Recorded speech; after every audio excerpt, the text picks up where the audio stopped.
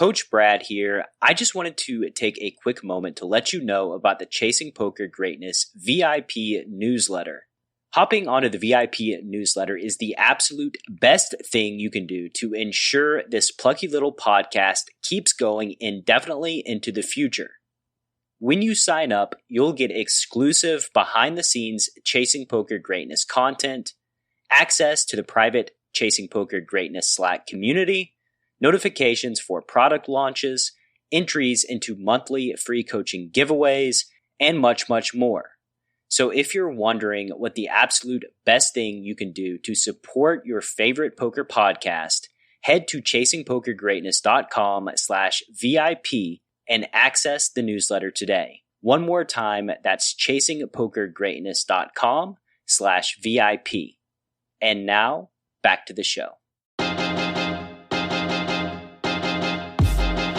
Poker's legendary champions, next generation stars, and tireless ambassadors of the game, sharing their wisdom and guiding your journey to high achievement on the green felt. This is Chasing Poker Greatness with your host, Brad Wilson.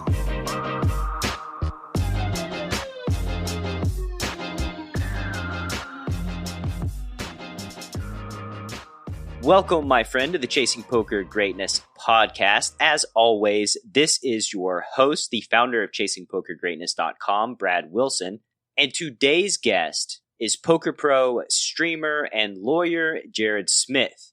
Jerod is a full-time grinder who lives in a grindhouse in Las Vegas with former Chasing Poker Greatness guest Brian, the Golden Blazer Frenzel. Before we jump into the show, I know you hear me emphasize the importance of community in your poker journey over and over and over again, but it is such a critical thing not only for expediting your growth as a poker player, but also in, quite frankly, maintaining your sanity. Because let's face it, it's inevitable that this game we all love so much, for some ungodly reason, is going to play every single dirty trick in the book on your mind and make you feel so disoriented, you won't be able to tell the difference between what's up and what's down. But when you have a close-knit group of friends who genuinely care about you, you get unbiased feedback and support when you desperately need it the most. If you wait until you hit rock bottom to start building community when you need the support the most, you've already waited too long. So with that said, in today's show, you're going to learn how starting a Twitch stream can literally shape your entire life, the importance of having a significant other who really understands the game of poker, the 2 MTT stops Jerod says are commonly recognized as the softest in the entire USA, and much, much more. So without any further ado, I bring to you professional poker crusher, Jerod Smith. Jerod, welcome to the show, sir. How you doing? Good. Thanks for having me. That's my pleasure, man. I want to be upfront with the audience before we get started that I got a massage today, and I'm exceptionally calm and chill on these days. So if I'm more laid back than normal, just, take that into account. I want to start out by asking you about your story. What's the story about how you got involved with playing cards?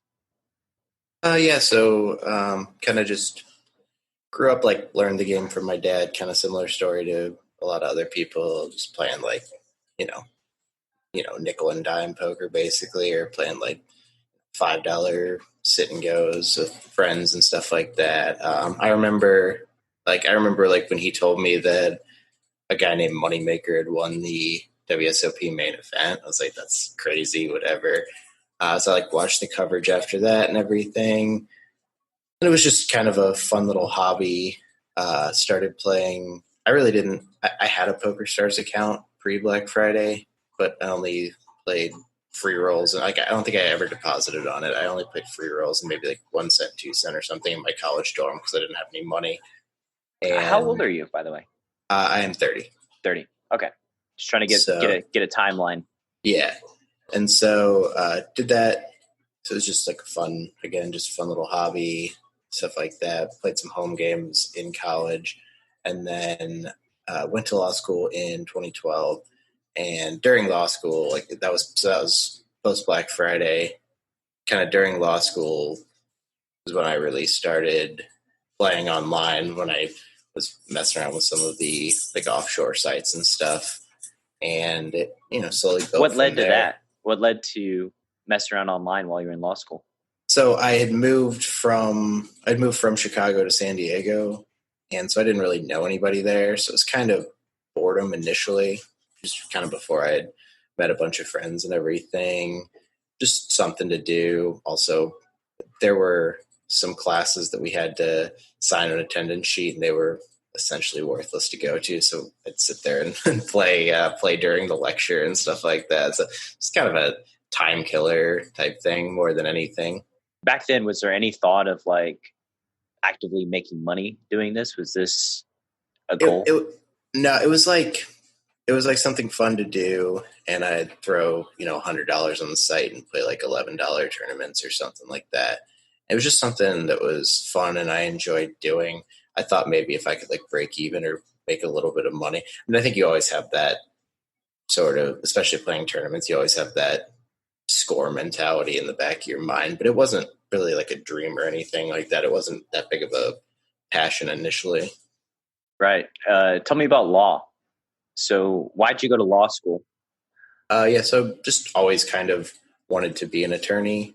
That was just a interest thing that I sort of kind of came up from my upbringing a bit. My dad is a real estate investor and landlord, and he does basically all of his own legal work that comes with that, the evictions, the, real estate transactional stuff, everything like that. He's always just pretty much done his own.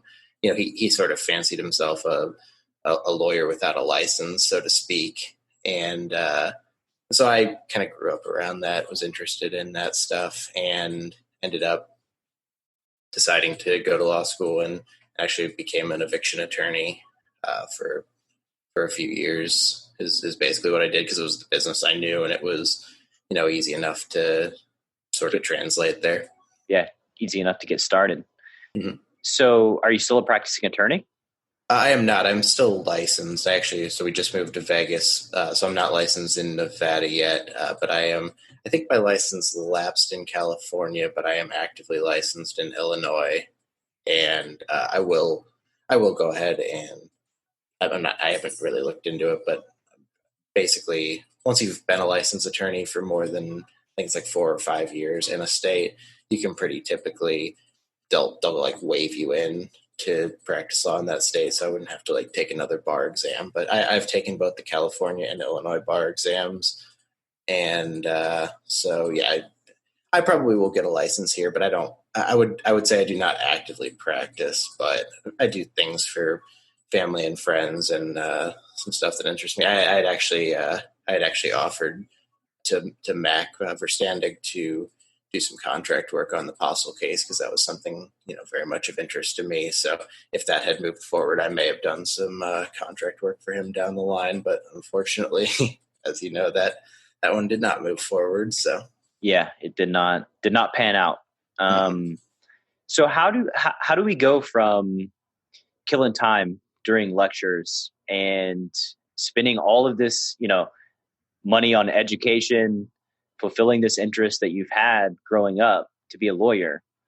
How did you go from that to becoming more immersed and playing a lot of poker? That's a really good question. Not exactly sure of the answer, kind of looking back, like where that exactly happened.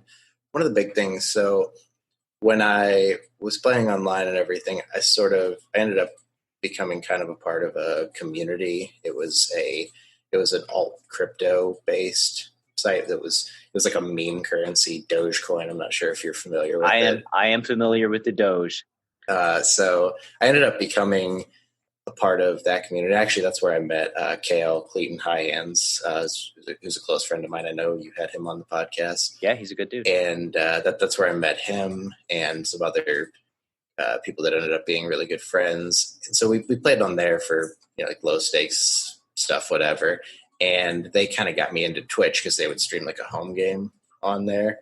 And then from there, after getting introduced to Twitch, I started streaming on Twitch. And that's, I think, that was kind of the beginning of it. When I was streaming regularly, the stream ended up growing a decent amount, and there was and still is a kind of ceiling for US based streamers on Twitch. Like, you can only do so kind much. of get so high. But I did manage to get partnered on Twitch back when getting partnered was the only way to make revenue on there. And then that's really, I think it's like when you're playing in front of a bunch of people, and you kind of suck. It's kind of embarrassing. So you almost want to figure out ways to get better and everything. And that's kind of where it, I think, sort of grew from there. And then I had kind of gotten to the point where I was setting up my schedule to where I could just work enough. I was a self-employed attorney, so I could work enough to make enough money to cover, my rent and bills and everything, because that was stable, and then spend the rest of my time playing poker because that was of more interest to me. I know Twitch streams in and of themselves can be a grind, right? Like I think you have to love being a streamer in order to be successful at it. Yeah. So what was it about streaming that you loved? There was a lot of things. I like the community aspect. I mean, poker, as you know, can be a very isolating game. It's not a team sport. You can find yourself not really communicating with people for a while if you're on the grind for a while. I mean, so I like the community aspect of, I'm a social person, the ability to like hold each other accountable and various things like that based on people seeing my plays. That sort of held me accountable. I can't just like fold and never tell anybody is the joke we always make, in certain spots or whatever. And then just also talking out your thought process on things. Like you might decide to do something, but you don't really know why you did it. But if you talk out your thought process, maybe you have a deeper understanding of why you did something, or like the reasonings for that. Or maybe like as you talk it out, sometimes you're like, no, the thing that I wanted to do doesn't really actually make sense here, so I'm going to do something different now. So those are a lot of the reasons. And then it was just, for me, it was, my stream was just fun. I wasn't playing professionally. I wasn't relying on the income from poker. So I was just always having fun. I didn't really get tilted by poker because the money, the stakes I was playing for didn't matter. The money didn't really matter. And I was just, I was there to have fun, have a few drinks, and like hang out with the stream and stuff like that was kind of the initial thing that got me into it.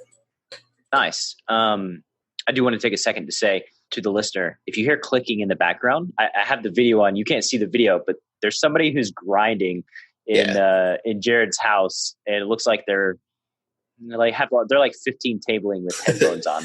Yeah, that's my girlfriend. She does the sit and crush leaderboard on ACR, so she basically has to do a lot of mass tabling and stuff like that for a rake race type deal. So yeah, this is the as I said, kind of I like the whole social aspect and community and everything. So I did recently, about 2 weeks, a little over 2 weeks ago, move into a house with her that plays professionally, and then two other people, including Brian, the Golden Blazer, that you just had on, I believe.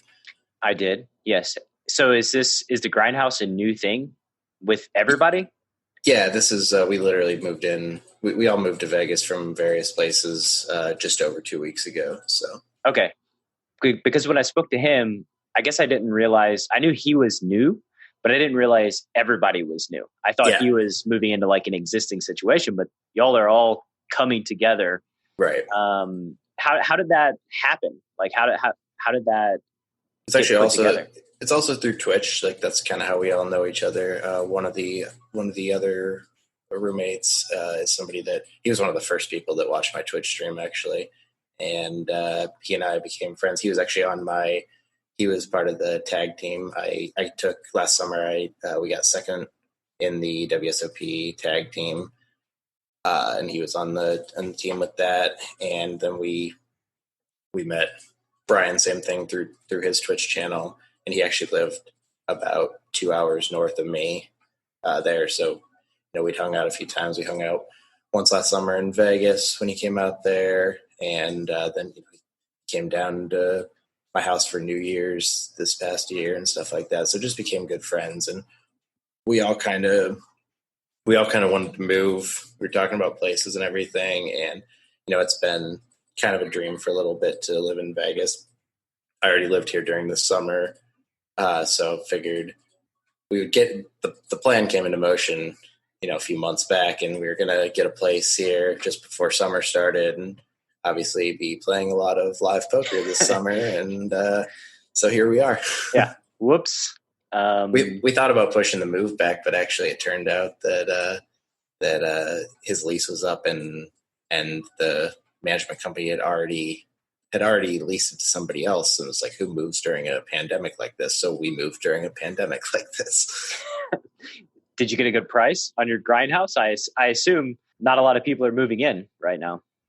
Turns out a lot of people are moving right now. It's really pretty strange. So we were shopping around for a while because we wanted to find like a good situation here with 4 of us, and ultimately will be 5 of us living here, as his girlfriend will end up here as well. But we wanted to find like a good situation, especially if this ends up being like a longer term type thing.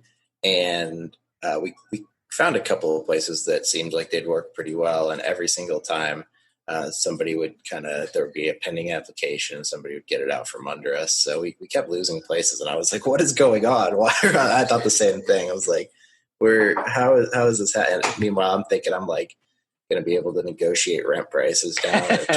Turns out it's a seller's market. So that was a little unfortunate.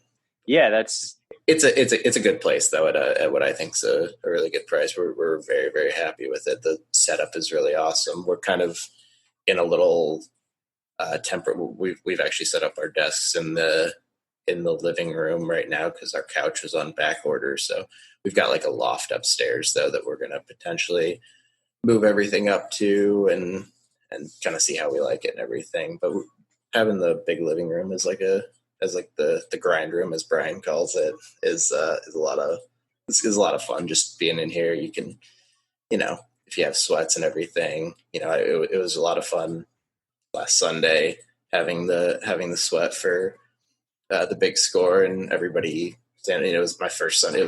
What was the big score? I won the Sunday special for 42,000 on ACR. Oh boy! Congratulations! Yeah. Thank you. That's a good Sunday. Yeah, it's a very good Sunday. I would say going from San Diego to Vegas, real estate prices are definitely going to go down. Right. Yeah, I was actually San Diego back to St. Louis, where I'm from. Spent about 3 years back there, and then moved out here. So similar kind of pricing on the just on the Illinois side of St. Louis. It's relatively cheap to live there, and it's relatively cheap to live in Vegas, although Vegas is getting more expensive. The Raiders, Golden Knights, stuff like that, like kind of makes living prices go up in general because more people want to live places where there are sports teams. Yeah, for sure. I remember back in the housing crisis, the Vegas homes were like 50% off everywhere. Yeah. Mm-hmm. Just tons of empty communities. But I guess long enough timeline, those houses start getting filled. Sure. So when you think about joy in your career playing poker, what's the first memory that comes to mind? It'd be last summer making David. The 2 things that come into mind were actually within about a week of each other. As I mentioned, getting second in the tag team was like the high point, the highlight, whatever. Of what was second place? Career. What was the prize? How many of you are on a team? It was 2 to 4. You could have, you could choose. This year they were going to switch that and make that only 2. So we were going to have a fun little choice to make because we had 3 of us on the team last year, and Melissa was supposed to be on the team, but she had like. We like to joke that she was patient 0 of COVID because she had a very, very similar respiratory infection to like what COVID was. So she was out of commission for half the summer last year, unfortunately. Is that your girlfriend, Melissa? That's my girlfriend. Yeah. The one who's behind me playing the 16 tables. But She was supposed to be on the team, but couldn't because she was sick. So there were 3 of us, and so yeah, it was 2 to 4 person teams, and the prize for second was 104,000, and then split 3 ways. So we each got about 34,000. How do you choose who's going to play? Like as you're getting down to like the nitty gritty.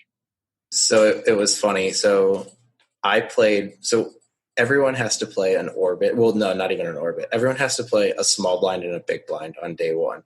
So you could literally play 2 hands, and then somebody else could take them. And there are situations like that where pros are just looking to play the whole thing, and they'll just ask somebody like, "Hey, I'll give you 10% of this thing. I'll pay the buy-in.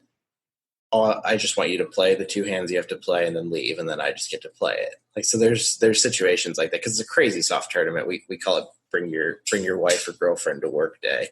Is what what a lot of it is. Unfortunately for them, mine is actually good at poker, but but anyway, it is the way ours worked is we registered it. I played 1 orbit, and I lost half our stack and got it back in that 1 orbit that I played. And I was like, all right, guys, I'm out. I'm going to go play a different tournament. I went and played there was like a $1,600 Binions. I was like, if you guys make day 2, I'll come back and play it. They bagged up like 88K from I think 20K starting. And so then on day 2, I was like, all right, cool. I'll come back and play this. I started off the day and just sun ran right away. And they were like, you're feeling comfortable. You're the hot hand. And they just ended up having me play essentially the entire day. I mean, just there's no breaks. So they'd hop in for bathroom breaks and stuff. So then day 3, they thought the same thing, just ride the hot hand. So I pretty much played none of day 1 and all of day 2 and 3 down to the heads up. And I blasted off heads up. But I mean, he had a pretty decent chip lead that I'd kind of clawed back, and I took a 0 equity triple barrel line, and he had the nuts, and that was all she wrote. And it was everybody always asks like, oh, were they mad about that or whatever? But like I said, I'd played all of day 2 and 3. I had been the one that was kind of sun running. Now, I played well, but I was for sure sun running. So it was. Well, you got second in the tournament. That's right. Exactly. Yeah. And it's hard to get mad at the person that played all day 2 and 3. Right. Exactly. Made it a heads up, right? Yeah. And then he says, but so then that was the highlight of my, poker career. And then, I guess about a week later, I had made day 5 of the main event. It was my first main event. So I made day 5, and it was actually probably a top 5 stack at a certain point on day 5. But how poker goes, that's a long tournament. I mean, I got 158th, and I was still nowhere close, but still was really cool to get 158th in the main. So those are the 2. That was kind of one of the best week and a half stretches of my poker life, I would say. It's a good week. I imagine that getting down to the point to where like you could see the finish line is an exciting, to where it's like in the beginning, day 1, it's like a pipe dream. It's like just, you don't even think about it. And then as you're playing and getting closer and closer, you're like, holy shit. Like I have like a percentage that's, it might be a little less than 1, but like it's an actual tangible percentage that I can. It's a thing that this tournament with 8,000 runners in it, all of a sudden we're nearing the finish line. Yeah, I actually a similar kind of theme to the start of the tag team. I actually doubled up, I doubled up the first level that I played. I regged in level 2 because the lines were so long, and I doubled up the first level that I played of the main event, and had at some point dipped down to under starting stack from there and then back up. But, so it's just always a roller coaster and everything with MTTs in particular. You sound like, so this is the most joyful week of your poker career. A lot of folks describe busting in the main as like the worst experience ever. Was there any of that when you did go broke? As right when I busted, I was in a pretty good place. Like I was kind of just happy to be there. So there was a lot of that. my friends that were railing me and everything were way more upset about it than I was right when I busted. It was my first main event. I made day 5. Like, I'm pretty, like, I don't ride the emotional highs and lows too terribly much. That's kind of why poker's a good thing, particularly tournament poker is a good thing for me. I can get crushed and it's not really that bad. So I took I took the good mostly at that point. We left and went and, drank and gambled a little bit and stuff like that. And maybe about 2 or 3 a.m., I would say. And I'd been drinking a lot and just kind of, decompressing, whatever. And about 2 or 3 a.m., I kind of like got a little emotional about it because there was like an adrenaline dump. I was still on the high from the adrenaline, and I think it finally kind of dropped down a bit. And that's when I would say I got like a little emotional about it. I wasn't whatever. It was. What do you mean by emotional? Like, I was just really sad that like, it's one of those things where I realized that I could play that tournament every year for the rest of my life. And that might be my best finish ever. And it's still like a finish to be really proud of, but it was so cool to be that close. But then at the same time, it's like, that might be it. Like, that might be the height of whatever. And it was just something that I guess it was cool to watch, so my dad's been supportive of me playing poker, but he'll openly tell me he thinks I'm, kind of crazy for playing poker instead of practicing law. And so, but it was, he had bought a piece of me in the main event, and he was like, I was getting texts from my mom and everything. I mean, he was sweating it harder than anybody, and he's telling her, on day 4, he's going, he's going to win it. I know it. He's going to win, and everything like that. So it's just cool to have that. And then for that to be over was kind of, I think I was just kind of sad about it. I think would be the best way to. And so I got like a little, kind of get that like pit of the stomach thing where I was thinking about that. And that's what I said. I was like, I probably will never get this close again, just statistically speaking, not like, not going to try, but yeah, it's just the reality of it, right? Like, a good friend of mine, Jesse Aganuma, who's one of the first guests on Chasing Poker Greatness, there was like a 4 or 5 year stretch where he made like day 3 every year of the main and never cashed. Yeah. Like every single year he made day 3 and busted and never cashed. And I asked him about that, and he's like he laughs, he thinks it's funny. He's never cashed in the main in 15 years. And this is like an elite poker player. Yeah. In like one of the softest tournaments, like not the softest tournament outright, because obviously local $100 whatever, but softest 10K you're gonna find. The softest 10K, but it's way softer than 3Ks are, even like just a random 3K. The main is way softer because all these pub games and stuff that pool all their money all year to send their local hero, their one guy and everything. I still remember the first time I ever went to the WSOP. It was just a few years back. It was when Daniel Negreanu staked KL in the main event. So we all just booked flights immediately to go over there. And I was in the Rio, and this guy, a real heavyset guy, is on the phone and like a thick Southern accent, and he just goes, "I just want to show these guys that I can play." it was like such a, like it stuck with me. It was a hilarious thing, but like it really stuck with me that there's just so much of that. There's so many people with something to prove and whatever that come from all walks of life and everything like that. So the WSOP is a really, really cool thing because of that.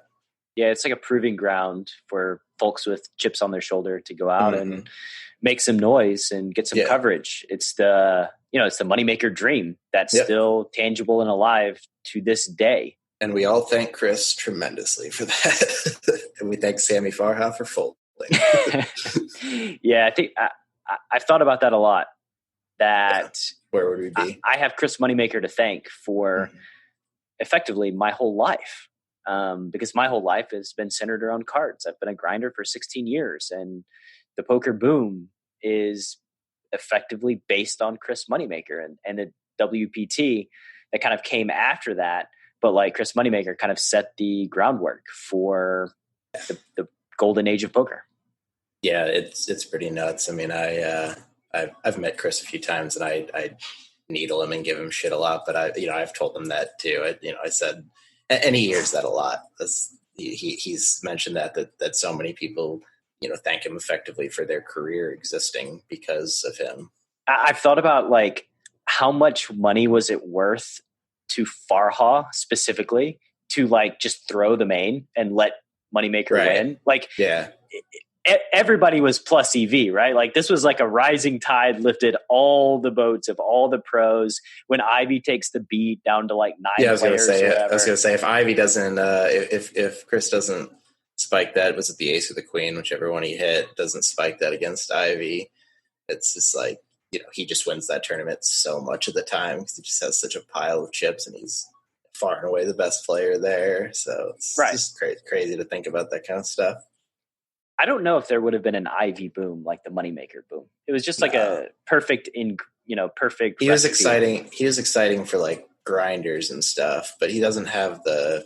He was just. He's not the everyman, right? He's not the everyman. He's a superhero. There's nobody like him. Yeah, I was gonna say he's the no man. There's literally nobody like him. So I mean, still to this day, he could just randomly show up somewhere, and his presence is like felt at a poker table and stuff like that. Yeah, I ran the Poker Goat tournament maybe a month or two ago and like have all these bracket matchups and voting on Twitter, and like Ivy just like ran away with it head and shoulders. Anybody who you put him against. It didn't matter who it was. Yeah. He's like, he just crushes everyone.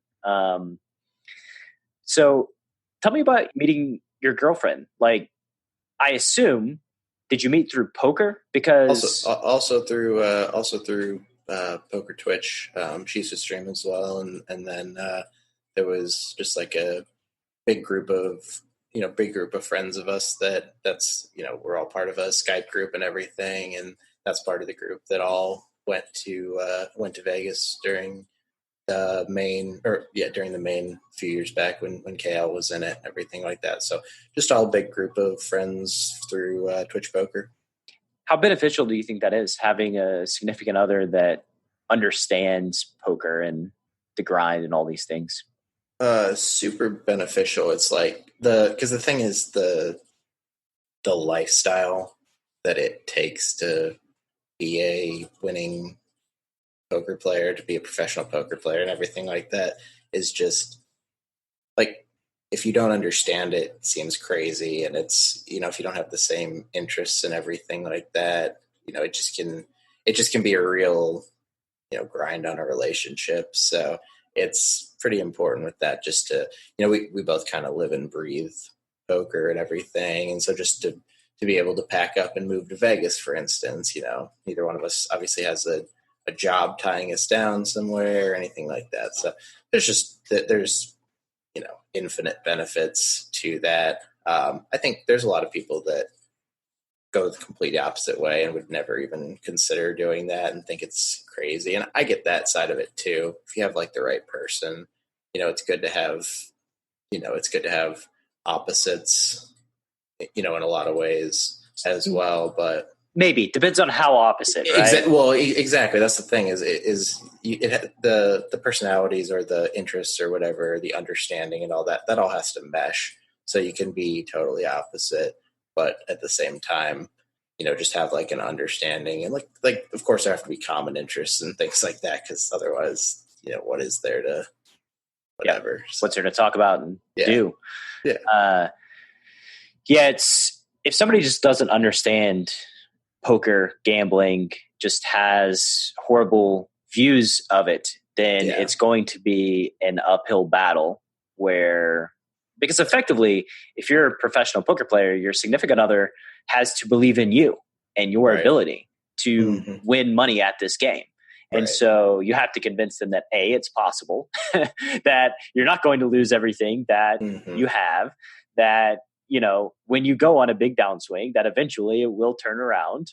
And quite frankly, when I go on a big downswing, I have enough trouble convincing myself that it's going to turn around, that if I have a significant other who, gives any pushback in any way, then it can just be devastating. It's like a snowball effect, kind of. Right. Yeah. Because you need somebody that's going to have confidence in you when you don't have confidence in yourself. And this happens a lot in the poker world, where confidence levels, you play the main for 100 years and you don't cash. Like this has an emotional effect on people, right?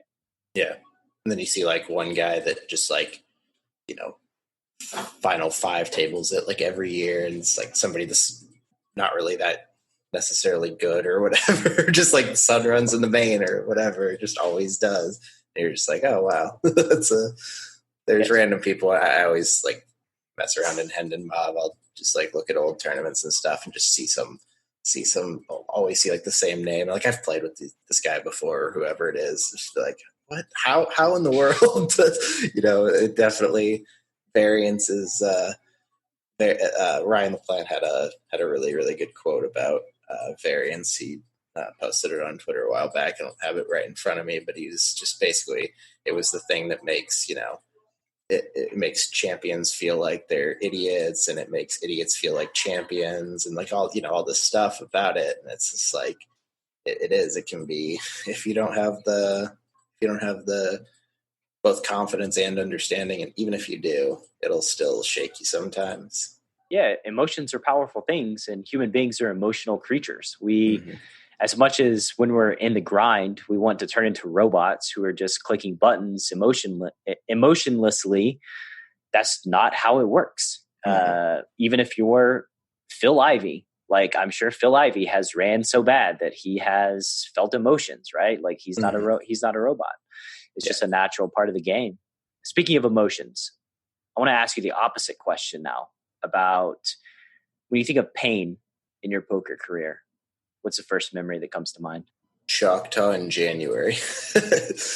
I went to play the Choctaw circuit for the first time in January. It's like just right after New Year's. It's like the first series of the new year, and the play that everyone's told me always, like, Choctaw's the best place to play or the second best place to play other than Cherokee. Like it's 1A, 1B.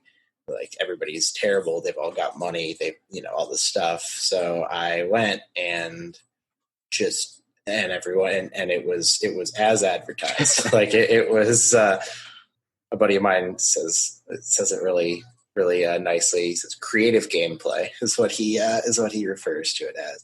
And I could not beat any of them for anything at all. And I got just absolutely buried. I was so buried.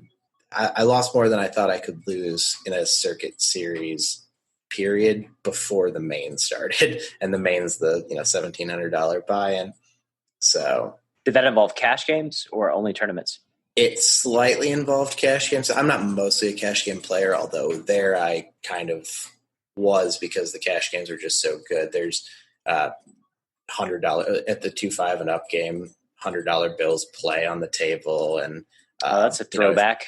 If you know too much about like the reasons that they don't allow that a lot of places and various things like that, you can kind of probably ascertain that the games are very good because of that. Money laundering. Yeah, exactly. And so tax avoidance and tax money avoidance, laundering. money laundering, all of that. And so because of that, the games are quite incredible. I will say that when cash played in Vegas, I enjoyed cash playing in Vegas, right? I would stand up and somebody needs seats.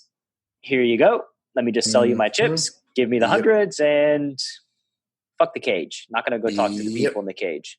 Yeah, no forms to fill out. No ID. No forms. No ID. Yeah. Just take my money and go back to the So I just got absolutely buried before the main, and then played the main and ended up running fairly deep in the main, and was final 30 or so, and just got and then. So I thought I was going to save the whole trip and all of that, and ended up flopping top set on 8-4 deuce rainbow, and lost. And it was And it was just like, it was really funny because it was just like by the end, like after that hand happened, I was just like, that Choctaw is just not going to let me win. There's just no, I remember I was pretty, I was posting my results and everything online because I just think it's, when you come up from being a micro grinder and everything like that, I think it's really cool to be able to watch the journey for people. A lot of people really enjoy sweating it. I'm pretty public about my wins and losses and stuff like that, so I don't really mind all that. And so I just posted for my results for that. I just posted a GIF of a dumpster fire. Like that was literally just my Choctaw results post. But yeah, it was that was probably the most painful poker experience for me. Yeah, I mean, it sometimes you just can't win. Like sometimes it doesn't matter what you do, you just can't put it together and win. I will say though, so I went to Cherokee. I haven't been to Choctaw. I've been to the other one that's close, Windstar. Windstar, yeah. Yeah, I went to the Windstar. Cherokee, I don't play tournaments, like I said, and I played the main in Cherokee, the 1500 main. And coming from like playing 10-20 no limit to the Cherokee main, I was shocked is like not the right word. It was just like, what in the fuck is going on? Like it's like 11 p.m. and 5 people are still limping like every pot. Like how is this? And two of them have a just pile of chips and you can't really explain why. So many chips, and I don't know how they still have them. And you probably like as somebody who plays, probably closer to more optimally or studies a lot of that and everything like that, you probably, trying to play against, trying to figure out how to exploit people like that when you don't play against them all the time is probably just a really, really difficult thing to do. I think I figured out how to exploit them fairly quickly. Yeah. It was like, I got the old man on my left. Uh-oh.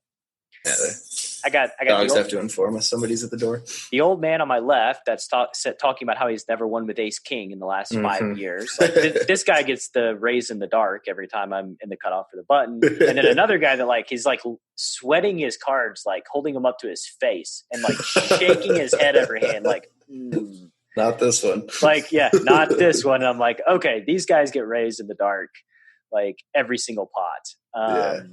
Ironically, they 3-bet me 3 times. Of course. Like the 3 times that nobody had opened limp that I got to raise in the dark. The old man had kings and then the other guy had 9s and just ripped it on like the second to last hand of the night. I'm like, okay, whatever. But yeah, it was like, basically, I mean, it just becomes make a good hand. Yeah. Like, make a good hand and hold up. That's the strategy. Yeah.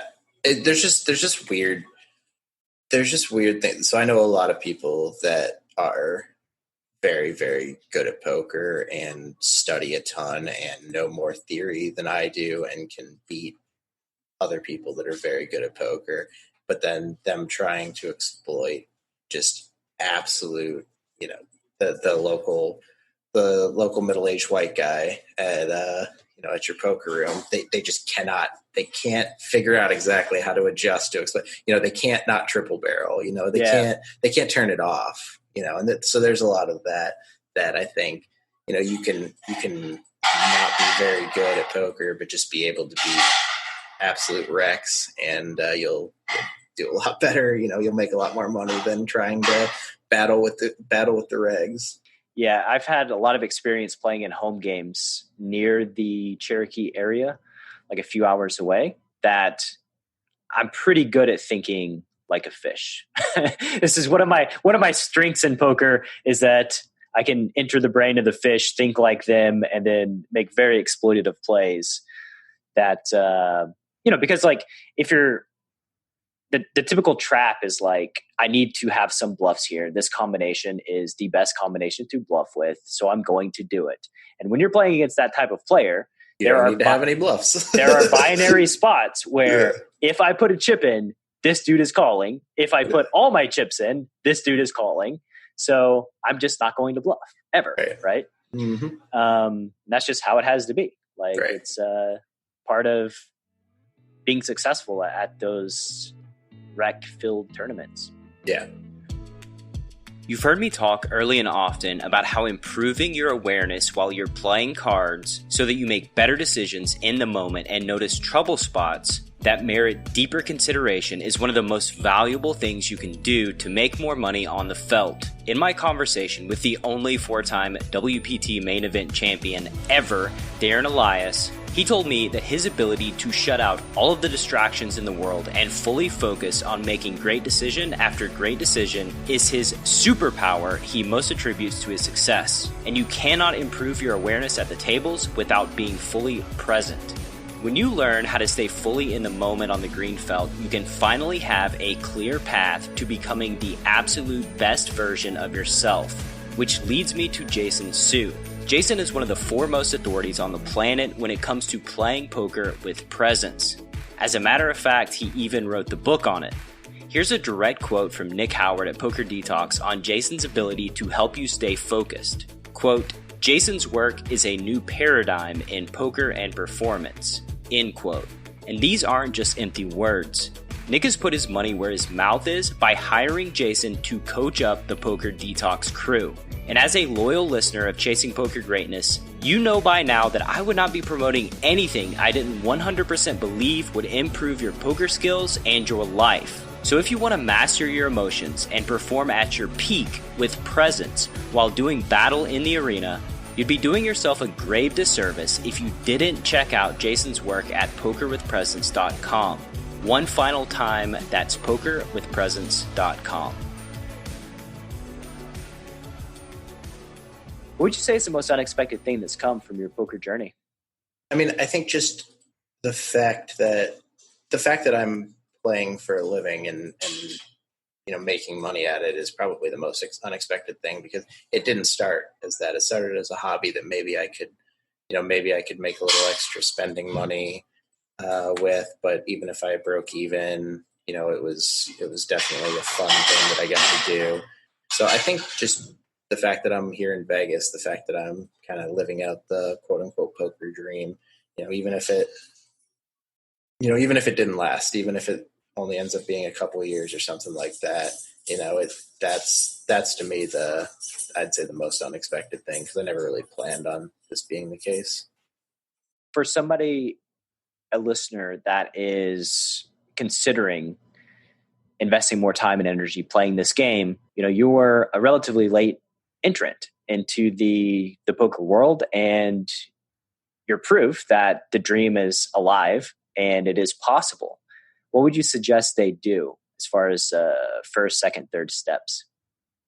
I mean, the first thing I would ever suggest to anybody who says like, oh, I want to become a professional poker player, like if that's the specific thing, I would just say don't do it. Like if you have a job and you enjoy poker, my suggestion to those people would always be, keep your job, play poker recreationally. You can study and get better and do all these things. Why is that? Because if you are actually going to succeed, if you're actually going to succeed at it, then my advice for you to not do it isn't going to deter you. So, if somebody had told me, hey, don't, and some people did, don't stop practicing law, just practice law and play poker recreationally.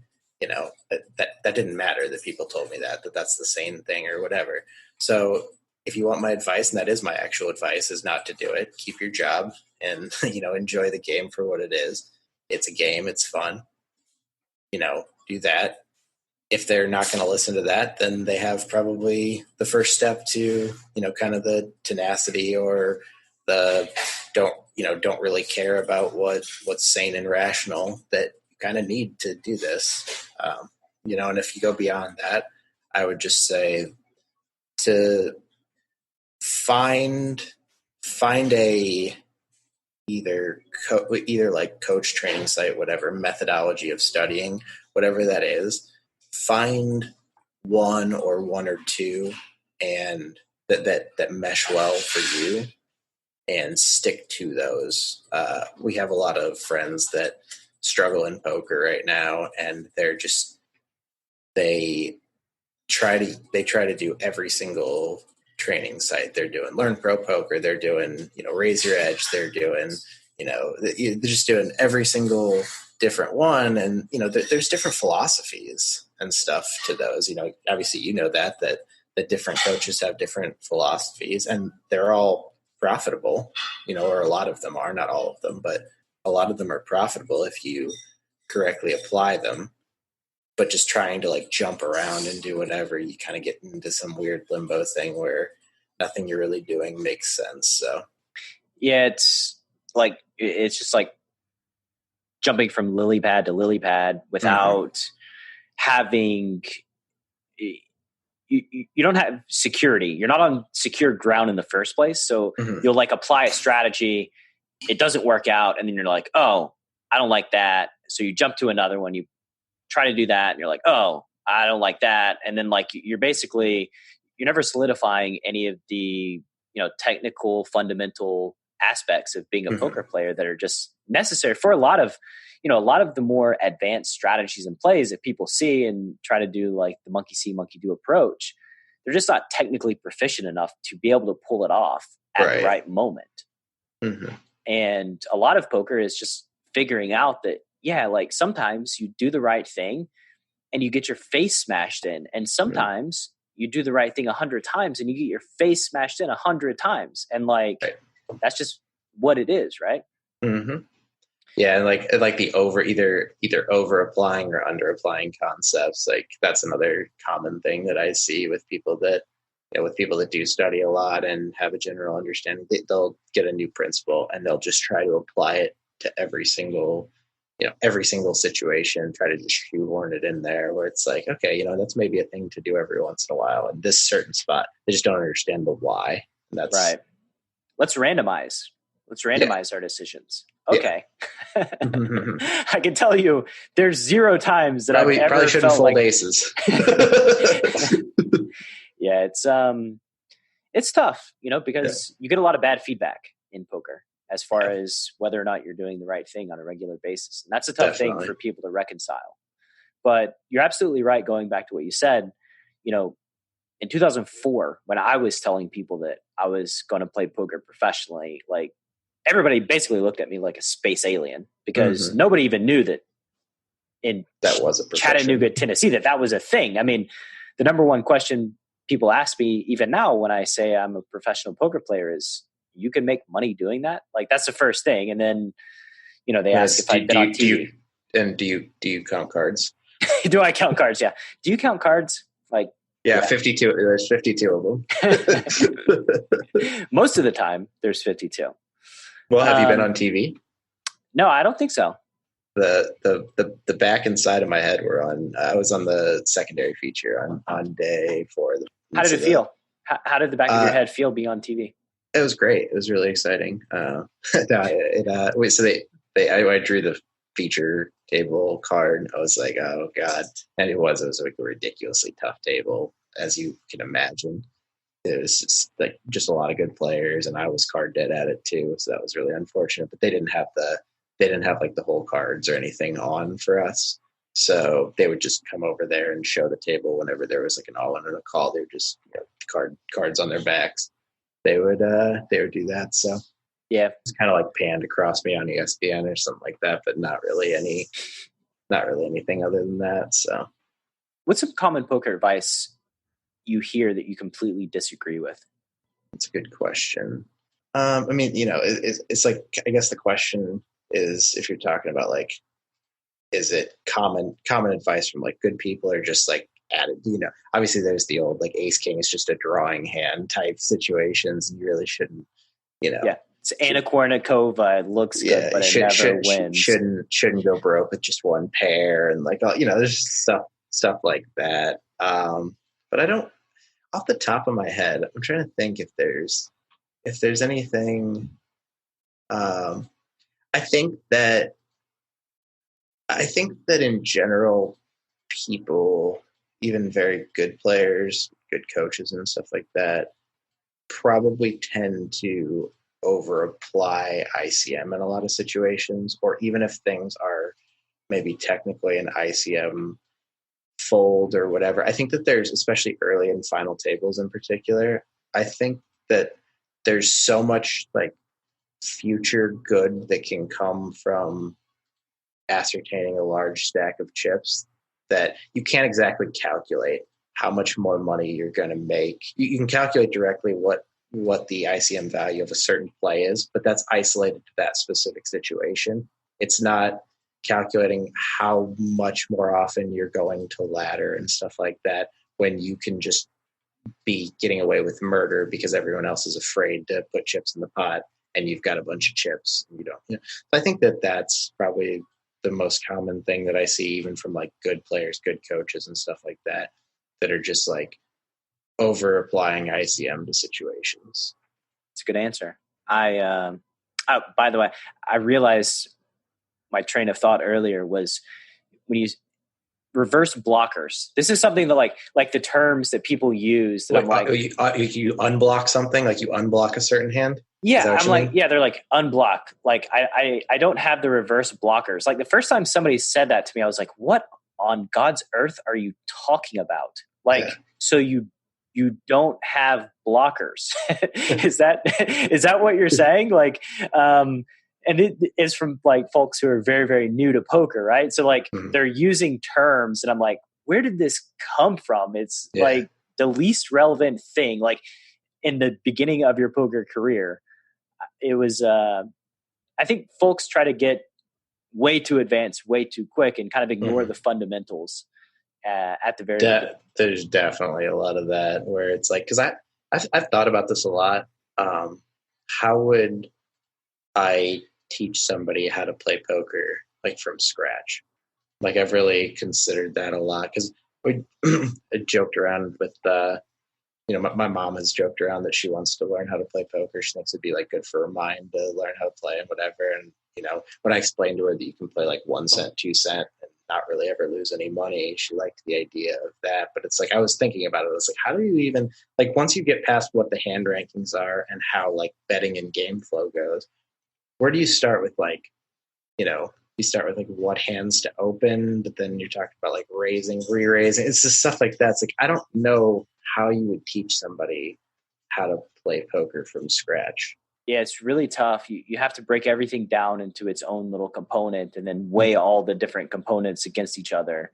Like if you're going about it like a systematic way, but there's just so many variables. There's no checklist you can go down because it's like the things all connect together.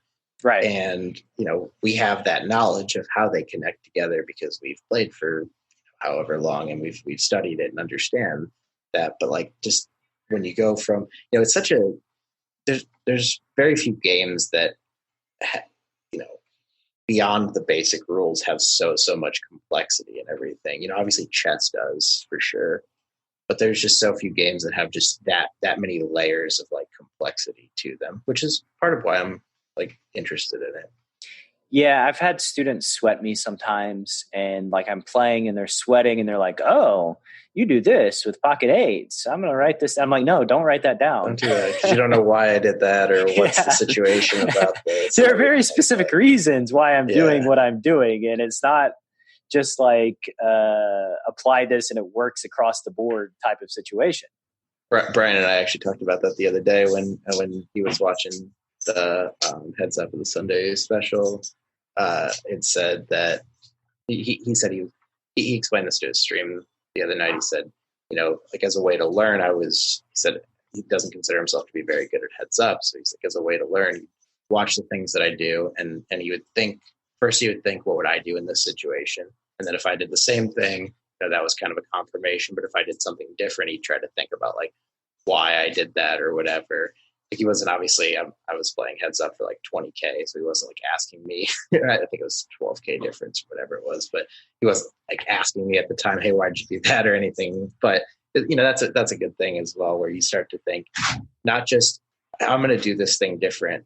It's why did they do that? Can I come up with some reasons? And then, of course you can ask, hey, why did you do that? That's a different thing. Like he did after it was over. He asked me a couple of things and I was like, I could explain the reasons for those specific plays. And what goes unnoticed is that sometimes the answer is I fucked up. Like that's just, you see a good poker player on TV and they do something and everybody's like, why do they do this? Let's figure out the reasons. And the reality is they just fucked up. They made a mistake. They're human beings, right? Yeah. The actual action is nowhere near as important as like the why. What are the variables that were considered when this decision was made? And then how can I look for those variables in the future and apply that? I will say something though, and I have a student of mine who's a recreational player. He has a career, awesome guy who loves poker. And he's been getting coaching from me for like the last 4 or 5 months. And in the beginning, there were some questionable things. Like I would see a video and it's like, oh, he's like calling a raise with queen deuce suited on the button versus under the gun. He's limping like deuce tray suited, doing some things that were like actively just really not good. And I did have some like anxiety that if this dude is going to invest like a few $1,000s into me, am I going to be able to pull him through? And I make recordings for all of our sessions. And I think the type of person that you're teaching is so pivotal into whether or not they succeed at the end of the day. Because like he watches these videos over and over and over again before each session. He makes notes, he applies them. And like, 5 months into our coaching, we just did a session like a week ago, and there were only 2 atrocious mistakes. We made it through a 45-minute video. Before, we'd stop at like minute 10, and then we would have an hour-long discussion at minute 10. And like, it was just amazing to me seeing that like, there's progress being made here. This is awesome. Yeah. So it's one of those things where like, I never, of course, say anything about what somebody does at the table or anything like that. There's that ego thing that a lot of professional players or good, even just not professional, whatever, people that even are good, but just it's like some ego thing that somebody did something wrong. So they want to tell them that it was wrong or all whatever. But I like the one time that it like slips ever is in satellites, because the decisions that they make like so tremendously negatively affect you and everything like that. So I said something and Nick Papillo is actually on my left in the satellite. And he's like on break, he walks over, he's like, don't say that, don't tell them that. And he's like, he was right. But I said my response is just like, dude, I could show these guys exactly how to play, tell them every single correct thing, like perfectly, if I knew all of the exact perfect things and could prove that they were perfect and exactly right, and they wouldn't do any of them. Like it just doesn't matter. So exactly. Like, it's not an excuse to do that or anything. He like agreed. We laughed about it, but it was just a really funny. He's just like, don't do that. Like, you're right. But the thing is, and there's some people like that, and there's other people that are just informational sponges where they want to learn, they want to get better, and they're going to take everything you say. They might go back to that fallacy we talked about before. They might over apply things, but that's better than just ignoring them or not being able to apply them at all. Right. I mean, just look at dial that back. Look at pre-flop play. This is like step 1 in the decision-making process, and playing 1500s in Cherokee and 1500s in Choctaw, and like 5 people are limping.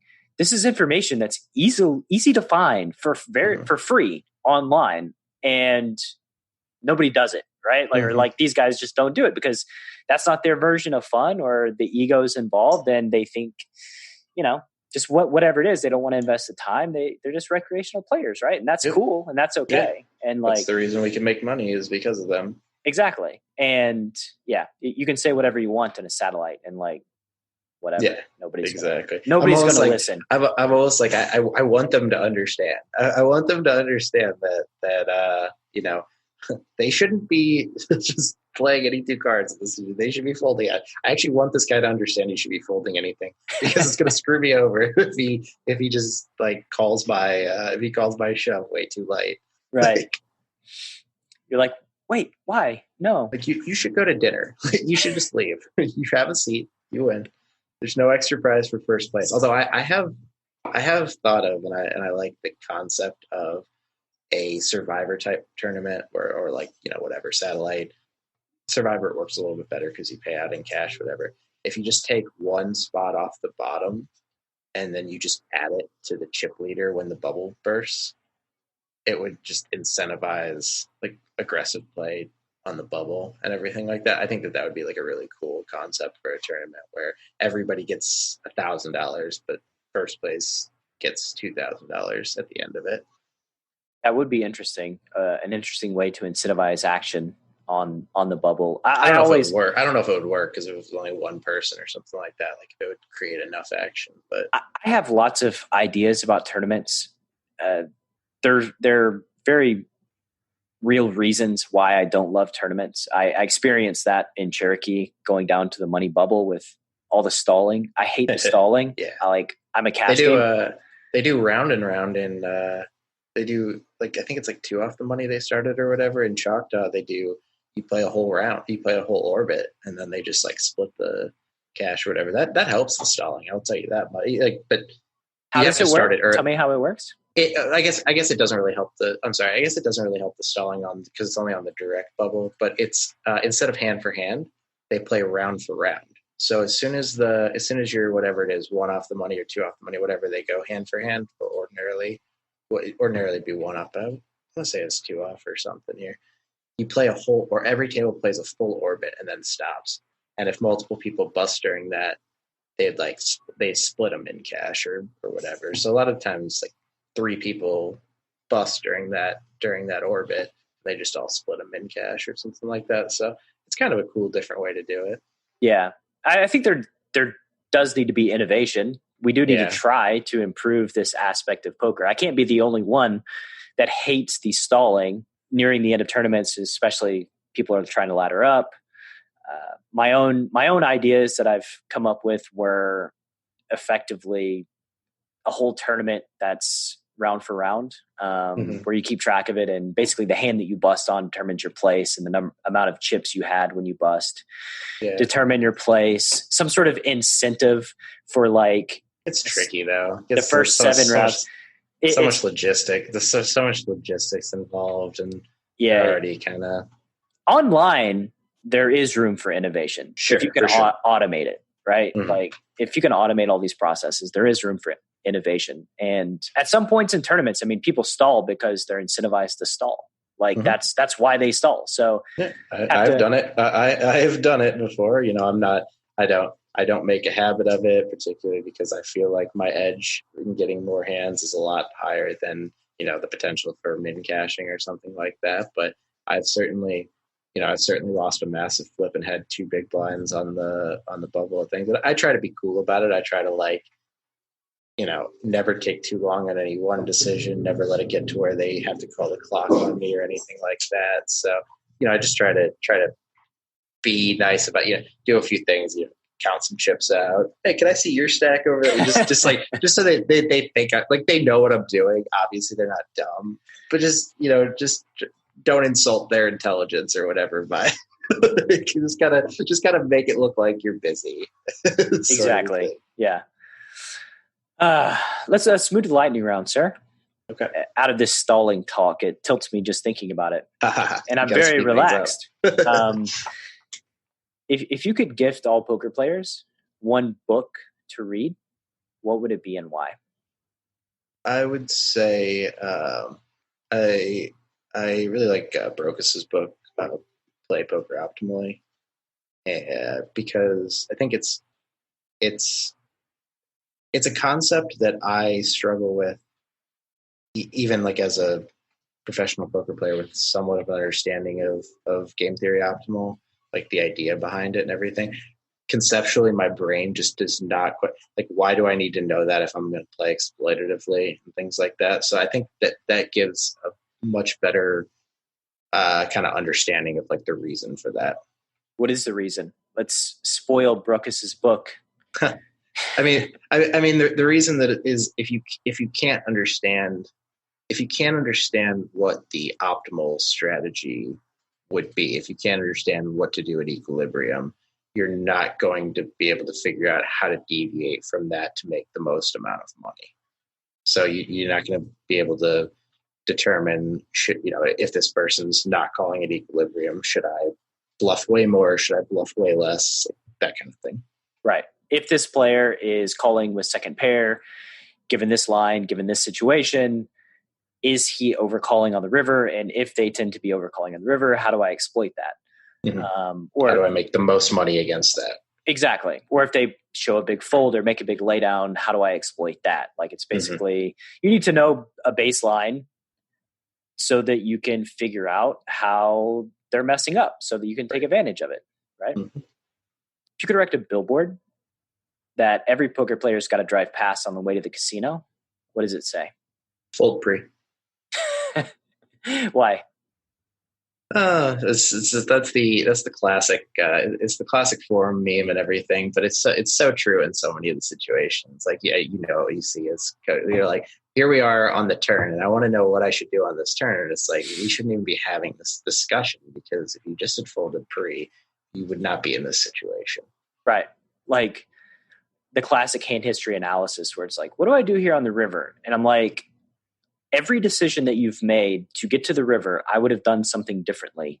Yeah. So as played is the biggest FU, like as the biggest UF'd up. I think it was, I can't remember who tweeted it, but it was like, it might've been Jamie Kerstetter tweeted like, as played is the biggest, you fucked this hand up. Like it's kind of the bless his heart of whatever. But just as a secondary answer to that question, shout out to Melissa Burr. I would say nobody cares what you folded would also be a solid one. Yeah, nobody cares. That'd be a good billboard as well. I think it's a better one. It's more engaging, right? It's definitely very engaging, and it's definitely a bigger problem that people have. That's people, though. That's just a part of poker that you learn to live with. Yep. What's your current big goal as related to playing poker?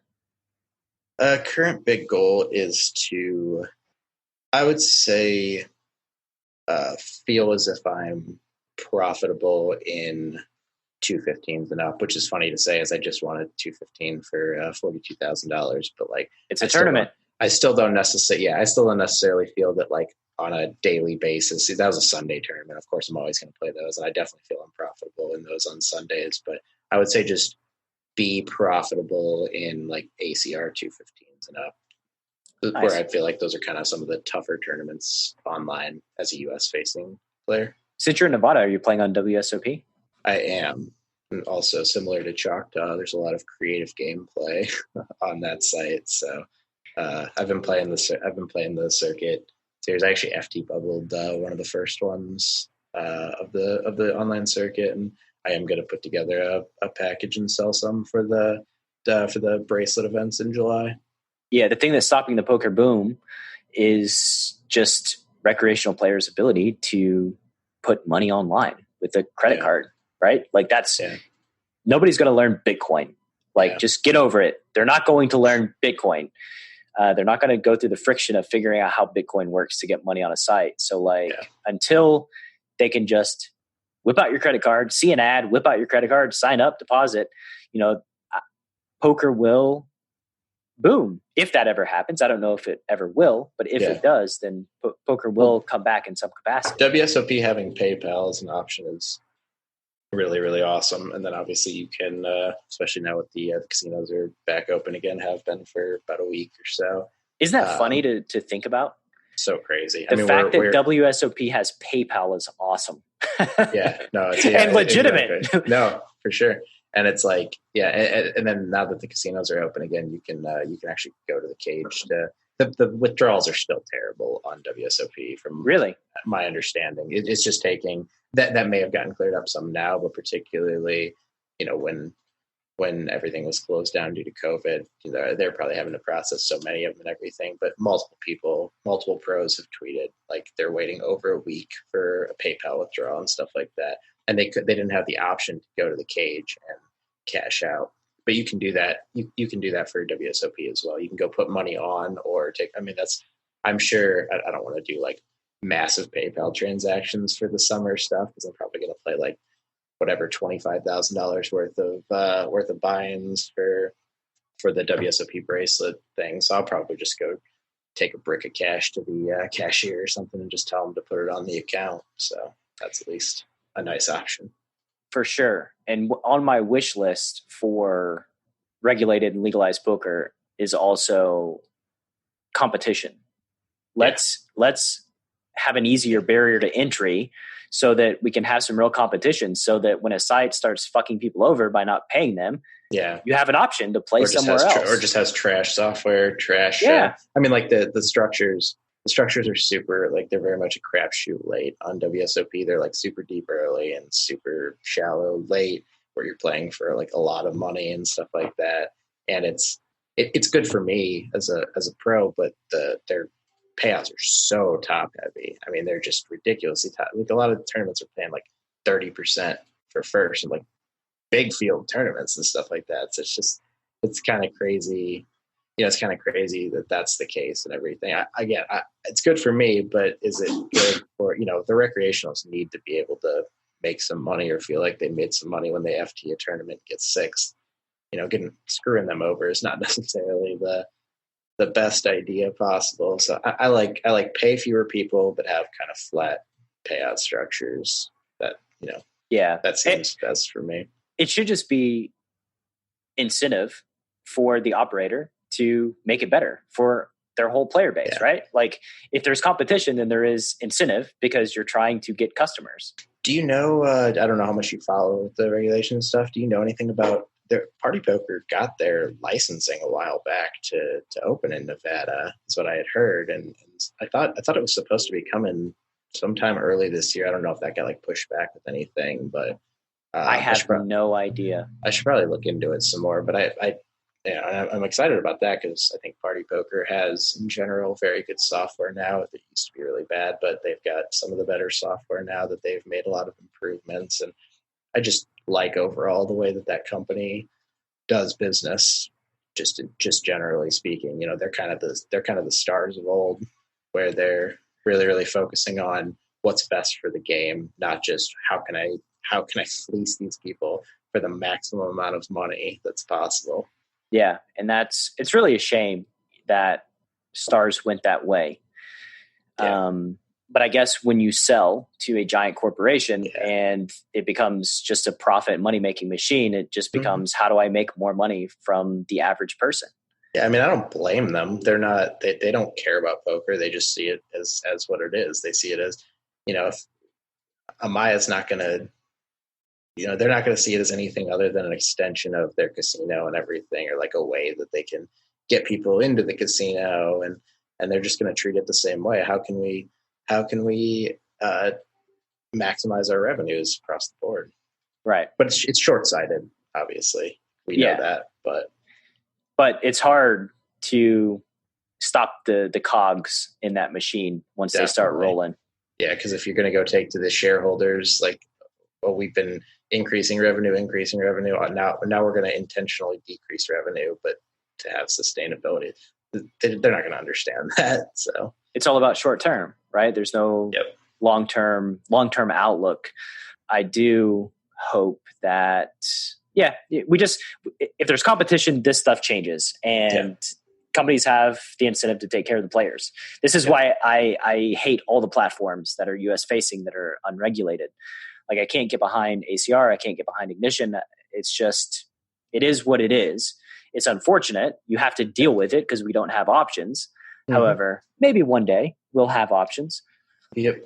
And they all have their like, and I've always been pretty open about, like, I will shit on these sites when they do things that are screwed up, and like, especially things that they can fix. I will also praise them when they do things that are good.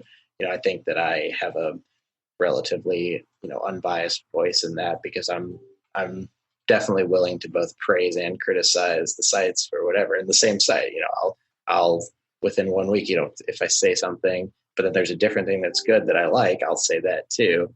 And so I think there's a lot of people that just really, really like to shit on one particular site or anything like that. And I got a bit of a name just because there were so many things that were being screwed up at a certain point. I got a kind of name as somebody that was like an ACR hater. And I was like, I put 80% of my volume in on ACR. Like, how could I? The reason I'm saying these things is because I'm constantly playing there, and these things are screwed up.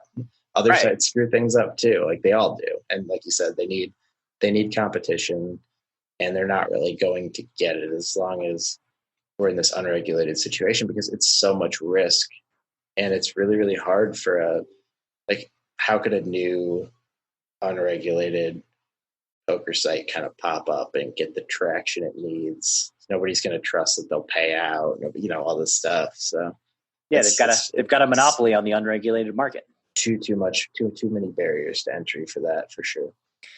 Yeah, I'm biased in just not liking them in general. I don't know that I shit on them all the time publicly. I do on this show, but to me, it's like, if you have to tweet at an operator to get shit fixed, that's a bad situation just in general, right? Like, why are your customers giving you feedback on what to fix? And the only reason you fix it is because your customers are tweeting at you. Like, it should be priority to just fix it in the first place, right? Like, how do we create a good experience for our players? But everything's so opaque. There's no transparency. And, like the bet online, the bad beat jackpot that happened like a week or two ago that I've mentioned a number of times on this show already as well. It's like, yeah, we're happy that they paid out the bad beat jackpot, but like, that's what they're supposed to do. This is not a victory. Why did this thing happen in the first place? Like, what do they have some like intentional way of negating the bad beat jackpot? They do. They do. And like, it's a free roll for them, right? Like, if they don't complain publicly and they don't get pressure, then they just don't pay it out. Like, if it happens to somebody and they're like, oh, well, I got screwed. I'm weirded out by that thing though, because my initial thought was that it's actually better for them to pay out the bad beat jackpot, because they rake it like when it gets paid out. No, I didn't know that. They rake it like it used to be. I think it used to be higher than it is, but it's either 5 or 10% goes to administrative fees. It's just straight. It's just, they rake it on the front end and they rake it on the back end too. So every single time it's like 20 or 25% goes to seeding the next one. So they're just double and triple dipping on that thing. Because I had mentioned that to Joey Ingram a while back, whenever this was maybe 2 years ago or something. I don't know if you remember or know about this, but the same guy won the bad beat jackpot like a month apart from each other. It's the same player. It's like, it doesn't get hit all that often, period, for the same guy to win it 2 different times. It's just like that. Now, if you're cheating, if they are cheating and whatever, they just use a different username. So that's actually probably nothing. It's just like a funny coincidence, most likely. Like variants, like those not super great players that run deep in the main. Run deep in main all the time. Yeah, exactly. It's for sure possible, and it's a thing. Like, and it's even likely at that. But it was just something that's like, let's keep an eye on this. And when I was looking into it, I realized that they rake the bad beat jackpot. I want to say it was like 10% at the time, and maybe it's like 5% now. I'd have to look at it, but yeah, so it's like, it's actually more incentive for them to want to pay it out, unless they have some house bot or something like that. Yeah, unless they're paying it out to themselves and nobody really wins it. And BetOnline feels like particularly shady right now, just because like most of their revenue comes from sports betting, and there's really no sports betting right now. So it just there's some weird things been going on. I've made a lot of money on that site, like relative to what I've played. I've got a pretty high ROI, and I just get like a bad feeling when I'm playing on that site now. Whereas I originally, it was one of my favorite. I think they have the best software of US facing sites, and I don't think it's even close. So I like that, but it's just weird when you get just like, I can't put my finger on what it is, but I get a bad feeling about that site. Also, never underestimate how incompetent these businesses can be, where the dude won the bad beat jackpot and then they just mess up and the same person wins it a week later, right? Like, it could just be a complete screw up. I mean, when I think about UB and super using, this was the thought that I had for many, many years was, okay, they were idiots. Like, they only got caught because of the poker community, number one. Number two, they were horrible at super using. Like, horrible. They were so obvious. Just call it with like 9 eye and stuff. Yeah, like, it just so fucking dumb. And I thought for years, like, I hope that an intelligent person doesn't have access to a super user account, because they will never get caught. And then we'll just never know. they just have an exceptionally high win rate. They lose in spots where they're supposed to lose, but like you would just never know if somebody was smart. Just pay the guy. Just pay the guy off with second vote. Right. Just come on.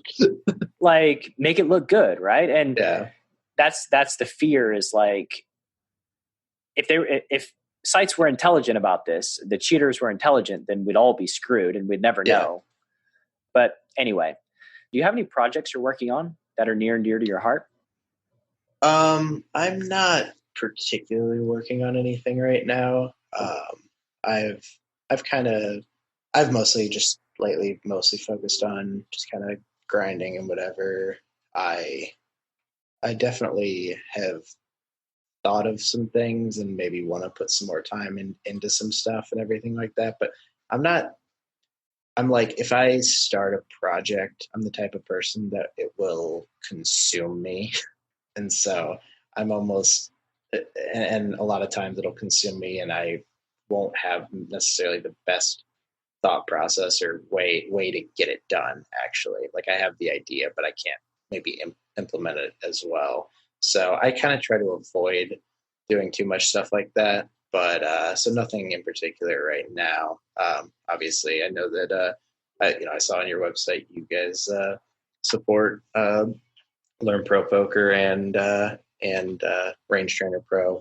Kale's a good friend of mine. He actually told me about the idea for Range Trainer Pro maybe 2 or 3 years ago, and I didn't necessarily think that there was much of a market for it as described then. But then when it got combined with like Learn Pro Poker like that, it was just the perfect fit. As soon as that happened, it was just like the perfect fit. So that's the thing that I would like promote, obviously, because he's a good friend, and I'm pretty supportive of them and stuff. But it's a good way to learn ranges with in a low risk environment where you get scored, you get immediate feedback on how you're doing. Mm-hmm. I see.